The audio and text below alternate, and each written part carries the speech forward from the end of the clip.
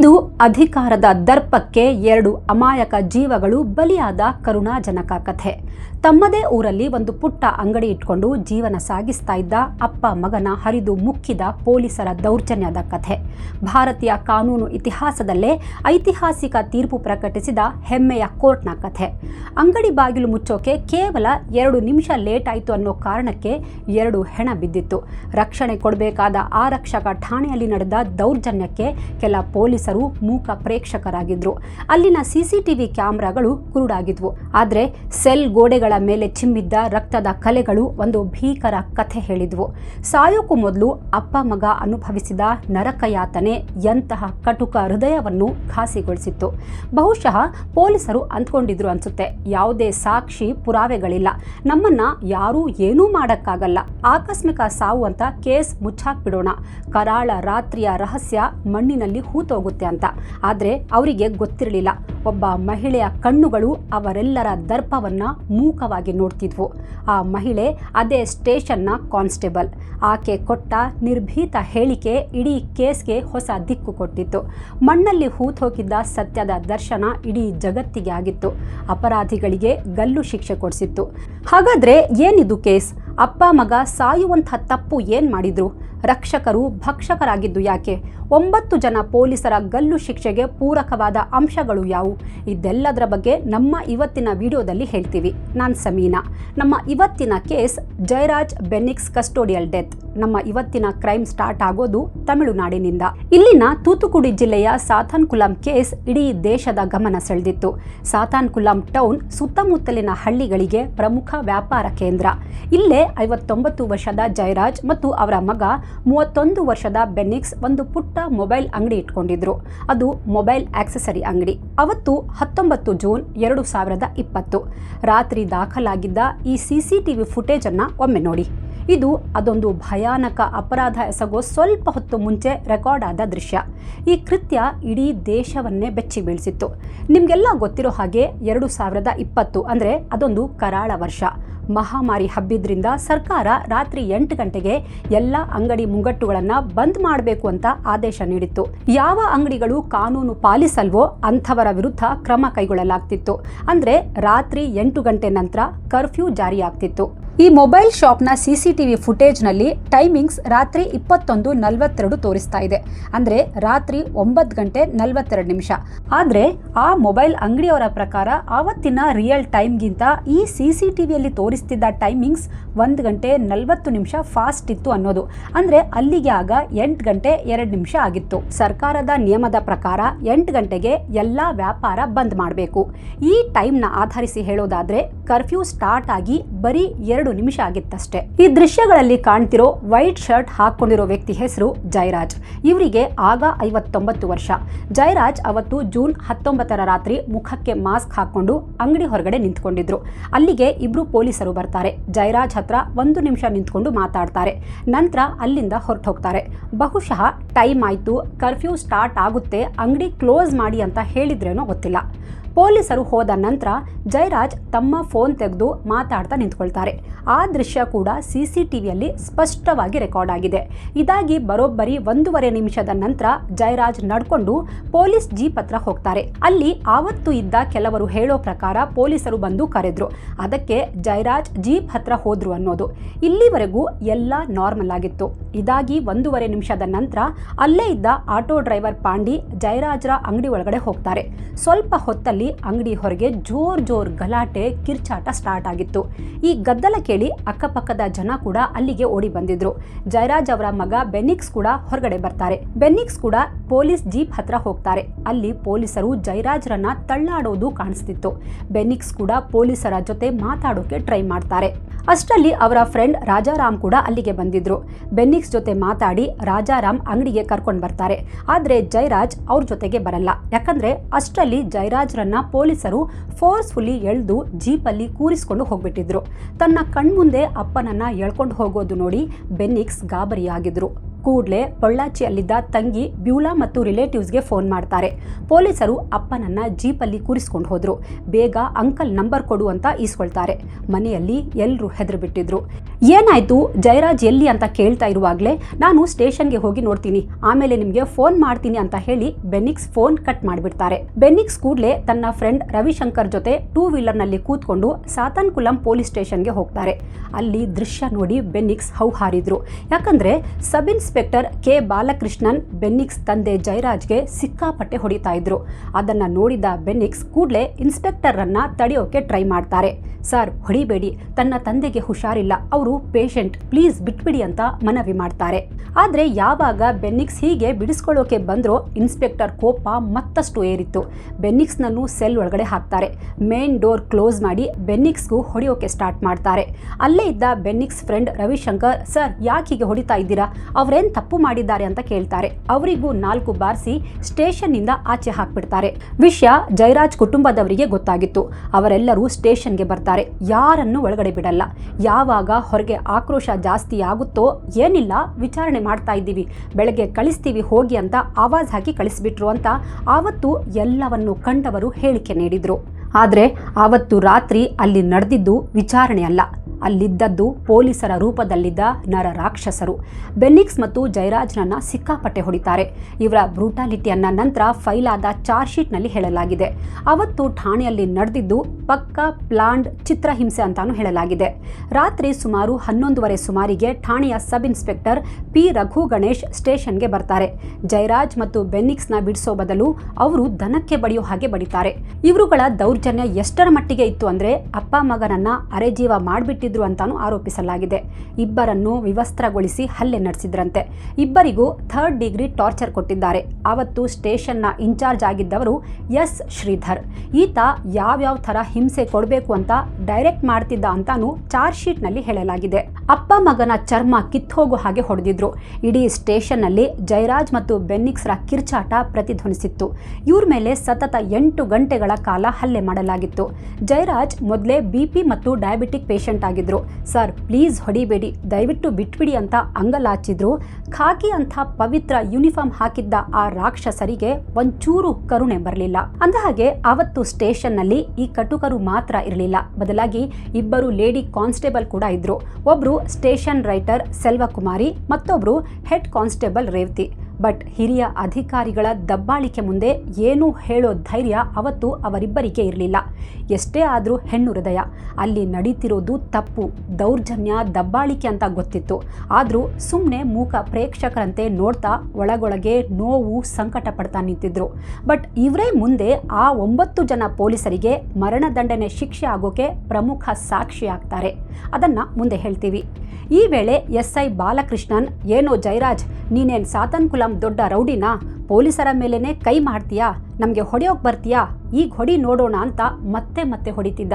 Inspector Sridhar ತನ್ನ ಚೇರ್ನಿಂದ ಎದ್ದು ಬಂದು ಬೆನ್ನಿಕ್ಸ್ ಕಡೆ ನೋಡಿ, ಇವನು ಪೊಲೀಸರಿಗೆ ತಳ್ತಾನೆ, ಇವನನ್ನ ಹಾಗೇ ಬಿಡ್ತೀರಾ, ಏನೂ ಮಾಡಲ್ವಾ, ಪೊಲೀಸರ ಜೊತೆ ಹೇಗೆ ವರ್ತಿಸಬೇಕು ಅಂತ ಹೇಳ್ಕೊಡಿ ಅವನಿಗೆ ಅಂತ ಪ್ರವೋಕ್ ಮಾಡ್ತಾನೆ. ಇನ್ಸ್ಪೆಕ್ಟರ್ ಶ್ರೀಧರ್ ಇಬ್ಬರನ್ನ ಉಲ್ಟಾ ಮಲಗಿಸಿ ಕುಂಡೆಗೆ ಸರಿಯಾಗಿ ಬಾರಿಸಿ ಅಂತ ಡೈರೆಕ್ಟ್ ಮಾಡ್ತಾನೆ. ಎಲ್ಲರೂ ಸೇರಿ ನೆಕ್ಸ್ಟ್ ಲೆವೆಲ್ ಟಾರ್ಚರ್ ಶುರು ಮಾಡ್ತಾರೆ.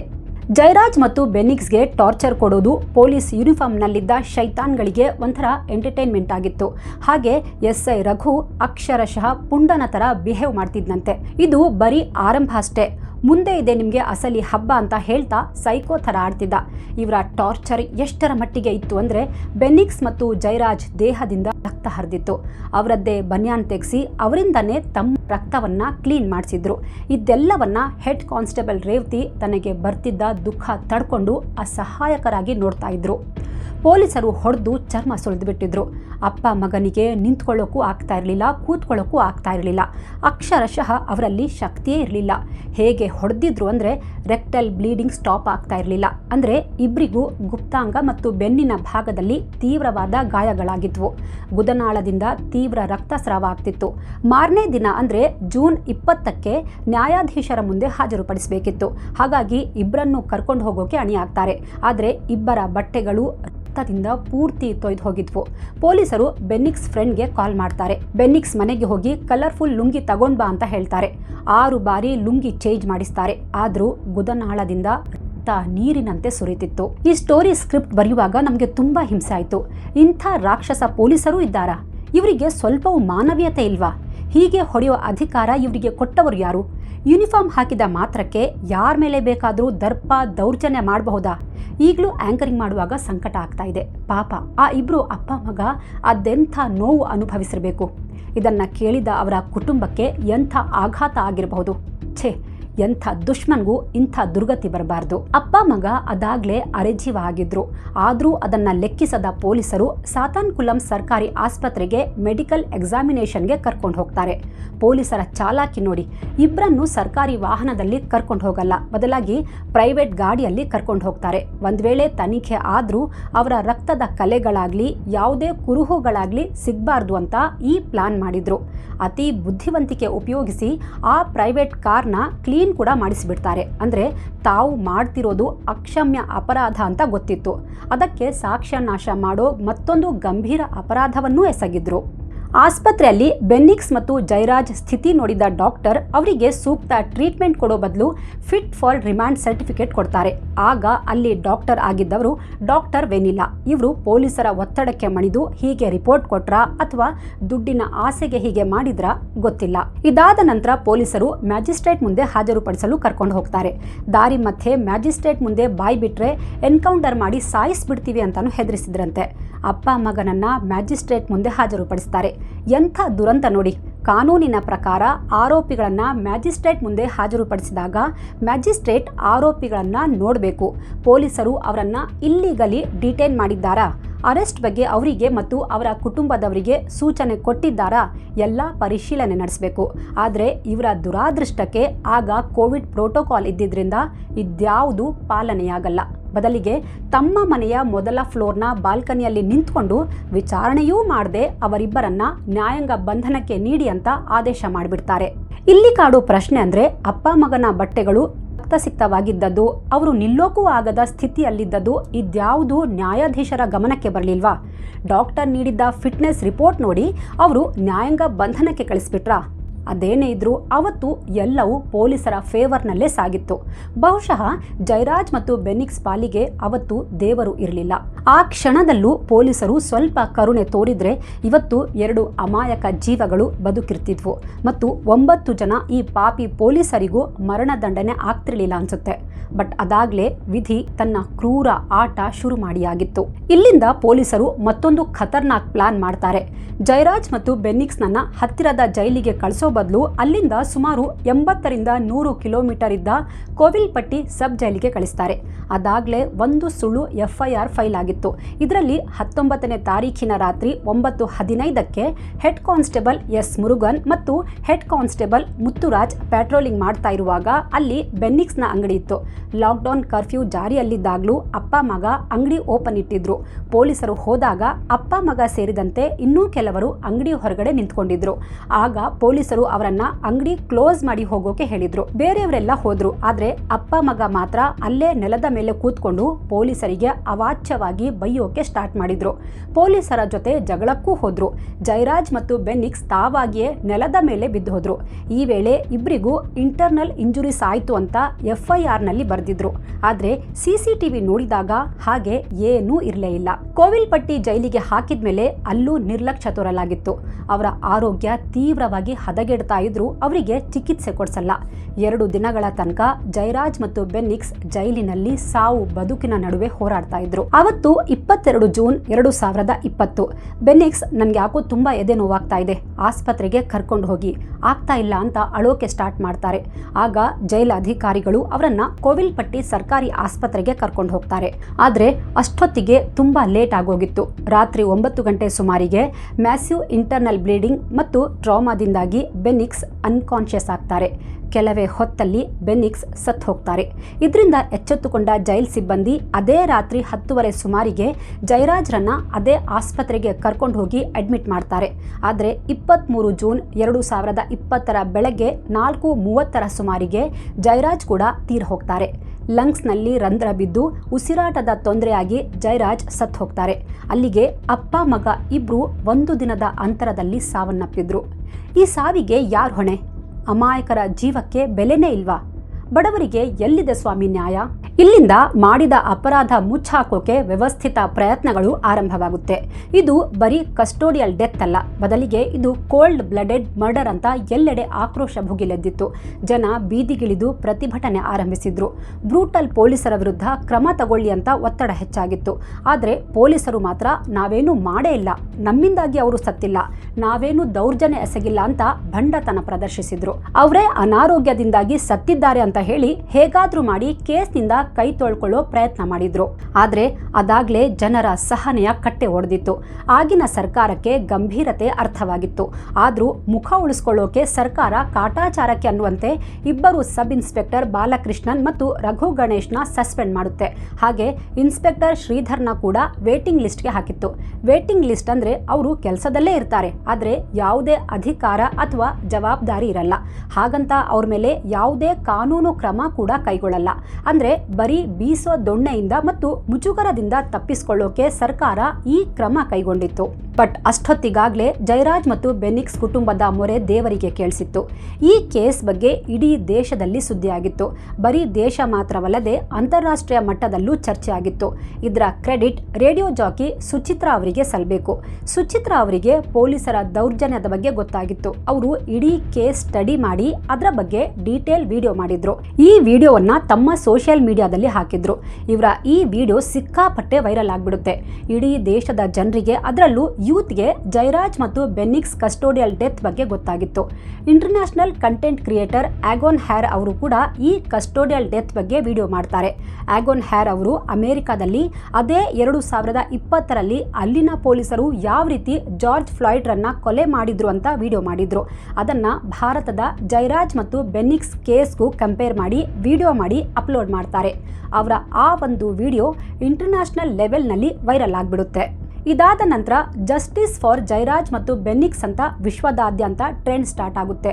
ರಾಜಕಾರಣಿಗಳು, human rights organisation, film celebrities ಎಲ್ಲರೂ ಮುಂದೆ ಬಂದು ನ್ಯಾಯಕ್ಕಾಗಿ ಹೋರಾಡ್ತಾರೆ. ಅಲ್ಲಿಗೆ ಈಗ ಇದು ಲೋಕಲ್ ಕೇಸ್ ಆಗಿರಲಿಲ್ಲ, ಬದಲಾಗಿ ನ್ಯಾಷನಲ್, ಇಂಟರ್ನ್ಯಾಷನಲ್ ನ್ಯೂಸ್ ಆಗಿತ್ತು.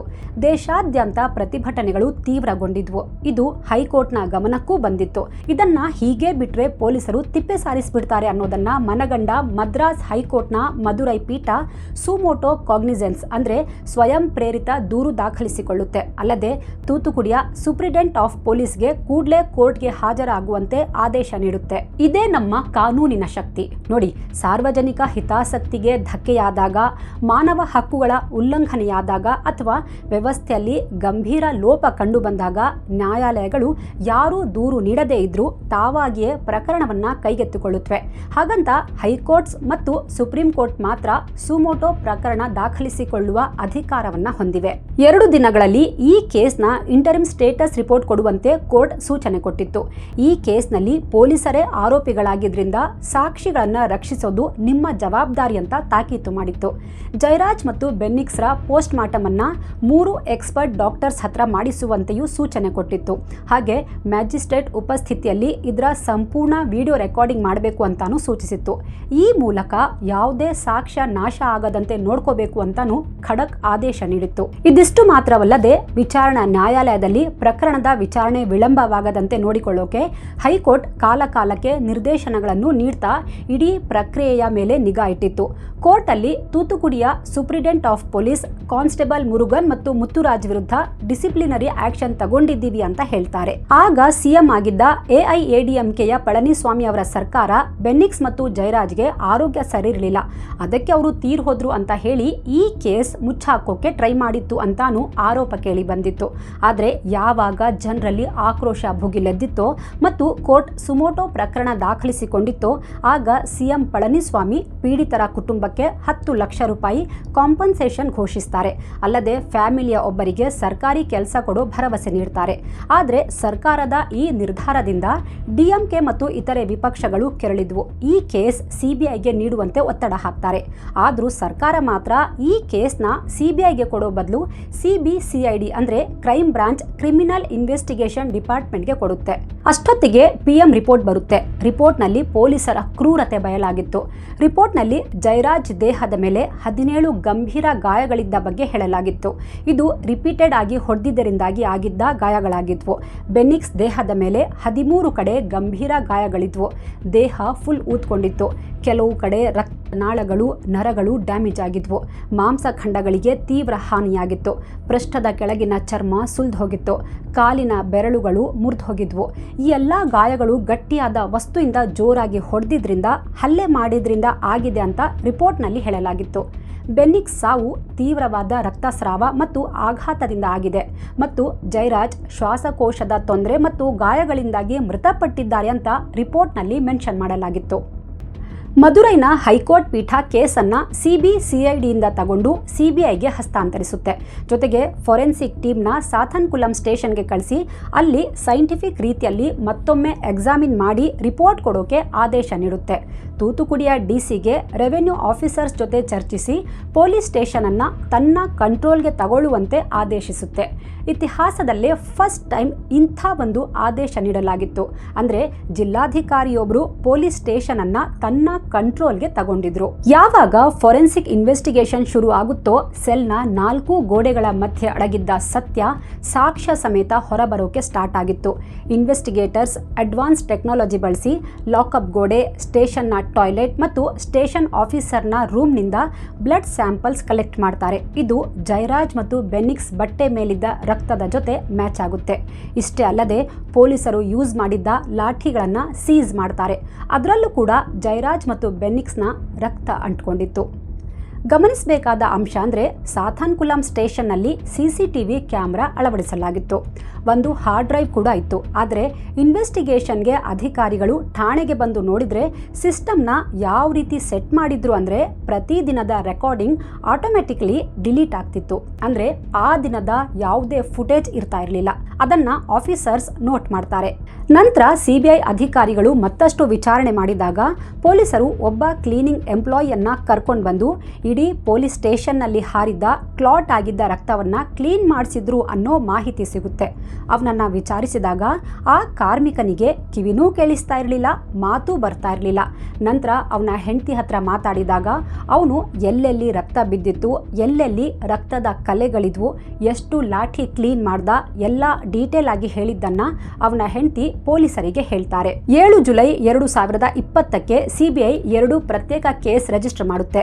ಸಾಥನ್ಕುಲಂ inspector, sub inspector, head constable ಸೇರಿದಂತೆ 10 ಪೊಲೀಸ್ ಆಫೀಸರ್ಗಳನ್ನು ಅರೆಸ್ಟ್ ಮಾಡ್ತಾರೆ. ಈ 10 ಪೊಲೀಸರಲ್ಲಿ ಒಬ್ಬ ಆರೋಪಿ ಸಬ್ ಇನ್ಸ್ಪೆಕ್ಟರ್ ಪೌಲ್ ದುರೈ ಸಾಂಕ್ರಾಮಿಕದಿಂದಾಗಿ ತೀರ್ ಹೋಗ್ತಾರೆ.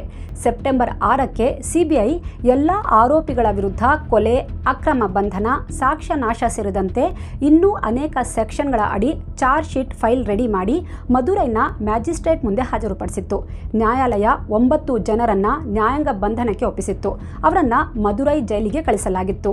ನಂತರ CBI ಅಧಿಕಾರಿಗಳು ವಿಚಾರಣೆಗಾಗಿ ನ್ಯಾಯಾಲಯದಿಂದ ಇನ್ಸ್ಪೆಕ್ಟರ್ ಶ್ರೀಧರ್ ಮತ್ತು ಇತರ ಪ್ರಮುಖ ಆರೋಪಿಗಳನ್ನು ಕೆಲವು ದಿನಗಳ ಕಾಲ ತಮ್ಮ ವಶಕ್ಕೆ ಪಡೆದಿದ್ರು. ಈ ಟೈಮಲ್ಲಿ ಅವರನ್ನ ಘಟನೆ ನಡೆದ ಸಾಥನ್ಕುಲಂ ಪೊಲೀಸ್ ಠಾಣೆಗೆ ಕರೆದೊಯ್ದು ಸ್ಥಳ ಪರಿಶೀಲನೆ ಮತ್ತು ವಿಚಾರಣೆ ನಡೆಸಲಾಯಿತು. ಈ ಕೇಸ್ 6 ವರ್ಷ ಸುದೀರ್ಘವಾಗಿ ನಡೆಯುತ್ತೆ. ಈ ಮಧ್ಯೆ ಆರೋಪಿ ಪೊಲೀಸರು ಹಲವು ಸಲ ಬೇಲ್ಗೆ ಅರ್ಜಿ ಕೂಡ ಹಾಕ್ತಾರೆ. ಆದರೆ ಕೋರ್ಟ್ ಇವರ ಅರ್ಜಿಯನ್ನ ತಿರಸ್ಕರಿಸಿತ್ತು. ಪ್ರಕರಣದ ಮುಖ್ಯ ಆರೋಪಿ ಇನ್ಸ್ಪೆಕ್ಟರ್ S. ಶ್ರೀಧರ್ ಕನಿಷ್ಠ 7 ಸಲ ಮದ್ರಾಸ್ ಹೈಕೋರ್ಟ್ನ ಮದುರೈ ಪೀಠದಲ್ಲಿ ಜಾಮೀನಿಗಾಗಿ ಅರ್ಜಿ ಸಲ್ಲಿಸಿದ್ರು. 2025ರ ಜೂನ್ನಲ್ಲಿ ಅವರ 7ನೇ ಅರ್ಜಿಯನ್ನ ಕೂಡ ನ್ಯಾಯಾಲಯ ವಜಾಗೊಳಿಸಿತ್ತು. ಸೆಷನ್ಸ್ ನ್ಯಾಯಾಲಯದಲ್ಲಿ ವಿಚಾರಣೆ ಆರಂಭವಾಗಿತ್ತು. ಹೈಕೋರ್ಟ್ ಮೊದಲೇ ಆದೇಶಿಸಿದ್ದ CCTV ದೃಶ್ಯಾವಳಿಗಳು ಮತ್ತು ಮರಣೋತ್ತರ ಪರೀಕ್ಷಾ ವರದಿಗಳನ್ನು ಸೆಷನ್ಸ್ ನ್ಯಾಯಾಲಯ ಪ್ರಮುಖ ಸಾಕ್ಷ್ಯಗಳಾಗಿ ಪರಿಗಣಿಸಿತು. ಹಾಗೆ ಹೈಕೋರ್ಟ್ ಈ ಪ್ರಕರಣವನ್ನು ವಿಳಂಬ ಮಾಡದಂತೆ ಸೂಚಿಸಿದ್ರಿಂದ ಮದುರೈ ಪ್ರಥಮ ಹೆಚ್ಚುವರಿ ಜಿಲ್ಲಾ ಮತ್ತು ಸೆಷನ್ಸ್ ನ್ಯಾಯಾಲಯದ ನ್ಯಾಯಾಧೀಶರಾದ G. ಮುತ್ತುಕುಮಾರನ್ ಅವರು ನಿರಂತರ 6 ವರ್ಷಗಳ ವಿಚಾರಣೆ ನಡೆಸಿ ಫೈನಲಿ ಏಪ್ರಿಲ್ 6, 2026ಕ್ಕೆ ಐತಿಹಾಸಿಕ ತೀರ್ಪು ನೀಡಿದರು. ಈ ಕೇಸಿನ ಒಟ್ಟು 9 ಆರೋಪಿ ಪೊಲೀಸರು ದೋಷಿ ಅಂತ ತೀರ್ಪು ನೀಡಿತು. ಅವರ ವಿರುದ್ಧ ಕೊಲೆ, ಅಕ್ರಮ ಬಂಧನ, ಸಾಕ್ಷ್ಯ ನಾಶ, ಸುಳ್ಳು ದಾಖಲೆ ಸೃಷ್ಟಿ, ತಪ್ಪು ಮಾಹಿತಿ ನೀಡಿದ್ದು ಮತ್ತು ಅಪರಾಧಕ್ಕೆ ಒಳಸಂಚು ಸೇರಿದಂತೆ ಹಲವು ಗಂಭೀರ ಆರೋಪಗಳು ಸಾಬೀತಾಗಿದ್ವು. ಈ ವೇಳೆ ಡಿಫೆನ್ಸ್ ಲಾಯರ್ ಆರೋಪಿಗಳಿಗೆ ಆದಷ್ಟು ಕಡಿಮೆ ಶಿಕ್ಷೆ ನೀಡುವಂತೆ ಮನವಿ ಮಾಡಿದ್ರು. ಆದರೆ ನ್ಯಾಯಾಧೀಶರು ಈ ಪ್ರಕರಣ ರೇರೆಸ್ಟ್ ಆಫ್ ರೇರ್ ಕೇಸ್ ಅಂತ ಹೇಳಿ ಇದು ಬರೀ ಇಂಟರೋಗೇಷನ್ ಅಲ್ಲ, ಬದಲಿಗೆ ತಂದೆ ಮತ್ತು ಮಗನನ್ನ ಉದ್ದೇಶಪೂರ್ವಕವಾಗಿ ಅಮಾನುಷವಾಗಿ ಹಿಂಸಿಸಿ ಕೊಂದಿದ್ದಾರೆ ಅಂತ ಅಭಿಪ್ರಾಯಪಟ್ಟಿದ್ರು. ಎಲ್ಲಿ ಪವರ್ ಇರುತ್ತೋ ಅಲ್ಲಿ ಜವಾಬ್ದಾರಿ ಕೂಡ ಇರಬೇಕು, ಆದರೆ ಇಲ್ಲಿ ರಕ್ಷಕರೇ ಭಕ್ಷಕರಾಗಿದ್ದಾರೆ ಅಂದಿದ್ರು. ಅಂದಿನ ಸಾಥನ್ಕುಲಂ ಪೊಲೀಸ್ ಇನ್ಸ್ಪೆಕ್ಟರ್ ಎಸ್ ಶ್ರೀಧರ್ನನ್ನ ಪ್ರೈಮ್ ಅಕ್ಯೂಸ್ಡ್ ಅಂತ ಪರಿಗಣಿಸಲಾಗಿತ್ತು.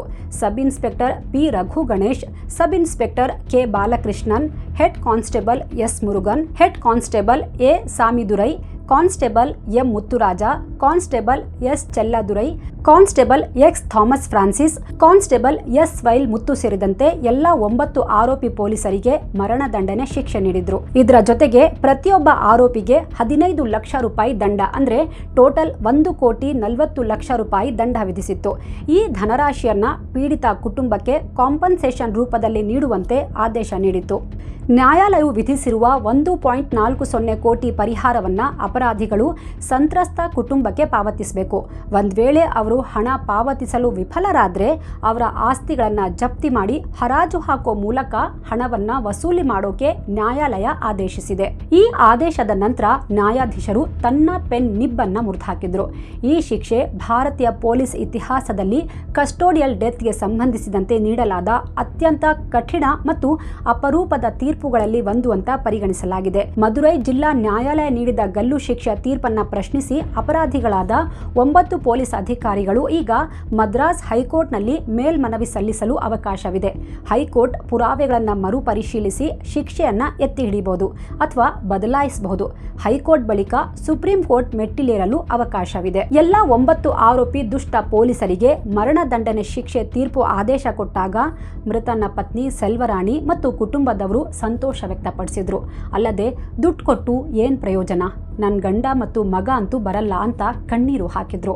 ಆದರೆ ಅಟ್ಲೀಸ್ಟ್ ನ್ಯಾಯ ಸಿಕ್ಕಿದೆ ಅಂತ ತೃಪ್ತಿ ವ್ಯಕ್ತಪಡಿಸಿ ನ್ಯಾಯಾಧೀಶರಿಗೆ ಮತ್ತು ಸಿಬಿಐ ಅಧಿಕಾರಿಗಳಿಗೆ ಧನ್ಯವಾದ ಹೇಳಿದ್ರು. ನ್ಯಾಯಾಲಯ ಇವರಿಗೆ ಮರಣದಂಡನೆ ಶಿಕ್ಷೆ ವಿಧಿಸಿದ್ರು. ಕೆಲ ಅಪರಾಧಿಗಳು ಕೋರ್ಟ್ ಆವರಣದಿಂದ ಹೊರಗಡೆ ಬರುವಾಗ ಒಂಚೂರು ಪಶ್ಚಾತ್ತಾಪ ಇಲ್ಲದೆ ಹೊರಗಡೆ ನಕ್ಕೊಂಡು ಬರ್ತಿದ್ರು. ಮರಣದಂಡನೆ ಆದ್ರೂ ಅವರಿಗೆ ಒಂಚೂರು ಭಯ ಇರಲಿಲ್ಲ. ಅಂದ್ರೆ ಕೋರ್ಟ್ ಆದೇಶದಿಂದ ನಮ್ಗೇನು ಇಫೆಕ್ಟ್ ಆಗಿಲ್ಲ, ನಾವು ಹೈಕೋರ್ಟ್ನಲ್ಲಿ ಸ್ಟ್ರಾಂಗ್ ಆಗಿ ಫೈಟ್ ಮಾಡ್ತೀವಿ ಅನ್ನೋ ಧೋರಣೆಯಲ್ಲಿದ್ರು. ಇಷ್ಟೆಲ್ಲ ನಡೀತಾ ಇರುವಾಗ ಕೆಲವರು ಸತ್ಯಕ್ಕಾಗಿ ನ್ಯಾಯಕ್ಕಾಗಿ ಹೋರಾಡ್ತಾ ಇದ್ರು. ಇವರ ಧ್ವನಿಯನ್ನ ಪೊಲೀಸ್ ವೇಷದಲ್ಲಿದ್ದ ಕೆಲ ಕಟುಕರು ಅಡಗಿಸೋಕೆ ತುಂಬಾ ಪ್ರಯತ್ನಿಸಿದ್ರು. ಆದ್ರೂ ಇವರು ಜಯರಾಜ್ ಕುಟುಂಬಕ್ಕೆ ನ್ಯಾಯ ಕೊಡಿಸೋ ತನಕ ಬಿಡ್ಲಿಲ್ಲ. ಅದರಲ್ಲಿ ಪ್ರಮುಖರಾದವರು ಅಂದ್ರೆ ಆ ಇಬ್ಬರು ಮಹಿಳಾ ಪೊಲೀಸರು, ಹೆಡ್ ಕಾನ್ಸ್ಟೇಬಲ್ ರೇವತಿ ಮತ್ತು ಸ್ಟೇಷನ್ ರೈಟರ್ ಸೆಲ್ವಕುಮಾರಿ. 19 ಜೂನ್ನ ಆ ರಾತ್ರಿ ಜಯರಾಜ್ ಮತ್ತು ಬೆನ್ನಿಕ್ಸ್ನನ್ನ ಸ್ಟೇಷನ್ಗೆ ಕರ್ಕೊಂಡು ಬಂದಾಗ ರೇವತಿ ಆನ್ ಡ್ಯೂಟಿ ಇದ್ರು. ಇವರು ಆ ಕರಾಳ ರಾತ್ರಿಯ ಸಾಕ್ಷಿಯಾಗಿದ್ರು. ತಮ್ಮವರೇ ಇಬ್ಬರು ಅಮಾಯಕರನ್ನ ಹೊಡಿತಾ ಇರುವಾಗ ಅವರ ರಕ್ತ ನೆಲದ ಮೇಲೆ ಹರಿಯೋದನ್ನ ನೋಡಿದ್ರು. ಜಯರಾಜ್ ದಾಹ ಅಂತ ನೀರು ಕೇಳ್ತಿದ್ದಾಗ ಇವರೇ ಹೋಗಿ ನೀರು ಕುಡಿಸಿದ್ರು. ಅಲ್ಲದೆ ಗಂಡನಿಗೆ ಫೋನ್ ಮಾಡಿ ಸ್ಟೇಷನ್ನಲ್ಲಿ ಯಾವ ರೀತಿ ರಾಕ್ಷಸಿತನ ಮೆರೀತಿದ್ದಾರೆ ಅಂತಾನು ಡೀಟೇಲ್ ಆಗಿ ಹೇಳಿದ್ರು. ಜುಡಿಷಿಯಲ್ ಮ್ಯಾಜಿಸ್ಟ್ರೇಟ್ ಸ್ಟೇಷನ್ಗೆ ಬಂದಾಗ ರೇವತಿ ಮೇಲೆ ತುಂಬಾ ಪ್ರೆಷರ್ ಇತ್ತು. ನೌಕರಿ ಹೋಗೋ ಭಯ ಕೂಡ ಇತ್ತು. ರೇವತಿ ಅವರನ್ನ ಈ ಹಿಂದೆ ತುಂಬಾ ಹೆದರಿಸಿದ್ರು. ಆದ್ರೂ ರೇವತಿ ಹೆದರದೆ ಆ ರಾತ್ರಿಯ ಘಟನೆಯನ್ನ ಡೀಟೇಲ್ ಆಗಿ ಮ್ಯಾಜಿಸ್ಟ್ರೇಟ್ ಮುಂದೆ ಹೇಳಿದ್ರು. ಅವರಿಗೆ ಮತ್ತು ಸಂತ್ರಸ್ತ ಕುಟುಂಬಕ್ಕೆ ಪೊಲೀಸ್ ಪ್ರೊಟೆಕ್ಷನ್ ನೀಡುವಂತೆ ಕೋರ್ಟ್ ಸರ್ಕಾರಕ್ಕೆ ಆದೇಶ ಕೂಡ ನೀಡಿತ್ತು. ರೇವತಿ ಕೋರ್ಟ್ನಲ್ಲೂ ನಿರ್ಭೀತಿಯಿಂದ ಎಲ್ಲ ಸತ್ಯ ಹೇಳಿದ್ರು. ಹಾಗೆ ಸೆಲ್ವಕುಮಾರಿ ಕೂಡ ಎಲ್ಲ ವಿವರವಾಗಿ ಸತ್ಯ ಹೇಳಿದ್ರು. ಆ 10 ಪೊಲೀಸರು ಅಪ್ಪ ಮಗನ ಮೇಲೆ ಯಾವ ರೀತಿ ಅವತ್ತು ಹಲ್ಲೆ ಮಾಡಿದ್ರು, ಎಲ್ಲೆಲ್ಲಿ ಮಲಗಿಸಿದ್ರು, ಎಲ್ಲೆಲ್ಲಿ ರಕ್ತ ಹಾರಿತು ಎಲ್ಲ ತೋರಿಸಿದ್ರು. ಹೈಕೋರ್ಟ್ ಈ ಕೇಸ್ ಮೇಲೆ ನಿರಂತರವಾಗಿ ನಿಗಾ ಇಟ್ಟಿತ್ತು. ಜಯರಾಜ್ ಮತ್ತು ಬೆನ್ನಿಕ್ಸ್ನನ್ನ ಫಸ್ಟ್ ಟೈಮ್ ಮ್ಯಾಜಿಸ್ಟ್ರೇಟ್ ಮುಂದೆ ಹಾಜರುಪಡಿಸಿದಾಗ ಬಂಧಿತರ ಹಕ್ಕುಗಳನ್ನು ರಕ್ಷಿಸಬೇಕಿತ್ತು ಅಂತ ಹೇಳಿ ಮದ್ರಾಸ್ ಹೈಕೋರ್ಟ್ ತೀವ್ರ ಅಸಮಾಧಾನ ವ್ಯಕ್ತಪಡಿಸಿತ್ತು. ಮ್ಯಾಜಿಸ್ಟ್ರೇಟ್ ಕೇವಲ ರಬ್ಬರ್ ಸ್ಟ್ಯಾಂಪ್ನಂತೆ ವರ್ತಿಸಬಾರದು ಅಂತಾನೂ ವ್ಯಾಖ್ಯಾನಿಸಿತ್ತು. ಹೈಕೋರ್ಟ್ ಇಷ್ಟು ಸಕ್ರಿಯವಾಗಿ ಮಧ್ಯಸ್ಥಿಕೆ ವಹಿಸಿದ್ರಿಂದಾಗಿ ಆರೋಪಿಗಳಿಗೆ ಮರಣದಂಡನೆ ಶಿಕ್ಷೆ ಆಗಿತ್ತು. ಇದು ಕೇವಲ ಕಸ್ಟೋಡಿಯಲ್ ಸಾವಿನ ಕಥೆ ಅಲ್ಲ, ಸಾಮಾನ್ಯ ಮನುಷ್ಯನ ನ್ಯಾಯಕ್ಕಾಗಿ ನಡೆದ ಮಹಾ ಹೋರಾಟ. ಇದು ಕೇವಲ ಒಂದು ತೀರ್ಪಲ್ಲ, ಸಾಮಾನ್ಯ ಮನುಷ್ಯನ ಹಕ್ಕುಗಳ ಸಂರಕ್ಷಣೆಗೆ ಸಿಕ್ಕ ಜಯ. ಜಯರಾಜ್ ಮತ್ತು ಬೆನ್ನಿಕ್ಸ್ ಅಂತೂ ವಾಪಸ್ ಬರಲ್ಲ. ಆದರೆ ಈ 9 ಜನ ರಾಕ್ಷಸಿ ಪೊಲೀಸರಿಗೆ ಪನಿಷ್ಮೆಂಟ್ ಸರ್ವ್ ಆದಾಗ ಮಾತ್ರ ಅವರ ಆತ್ಮಕ್ಕೆ ನ್ಯಾಯ ಸಿಗೋಕೆ ಸಾಧ್ಯ. ನಮ್ಮಲ್ಲಿ ಪೊಲೀಸ್ ವ್ಯವಸ್ಥೆ ಇರೋದು ಜನಸಾಮಾನ್ಯರ ರಕ್ಷಣೆಗೆ ಅಂತ. ಪೊಲೀಸರು ಸಮಾಜದ ಸೇವಕರಾಗಿರಬೇಕು, ರಕ್ಷಕರಾಗಿರಬೇಕು ಹೊರತು ದಬ್ಬಾಳಿಕೆ, ದೌರ್ಜನ್ಯ, ಅಧಿಕಾರದ ದರ್ಪ ಮೆರೆಯಬಾರದು. ಹಾಗೆ ಮಾಡಿದರೆ ತಕ್ಕ ಬೆಲೆ ತೆರಬೇಕಾಗುತ್ತೆ ಅನ್ನೋದಕ್ಕೆ ಈ ಕೇಸ್ ಸಾಕ್ಷಿಯಾಗಿದೆ. ಈ ಕೇಸ್ ಬಗ್ಗೆ ನಿಮಗೆ ಏನು ಅನಿಸುತ್ತೆ? ಕಾಮೆಂಟ್ ಮಾಡಿ ತಿಳಿಸಿ. Thank you so much.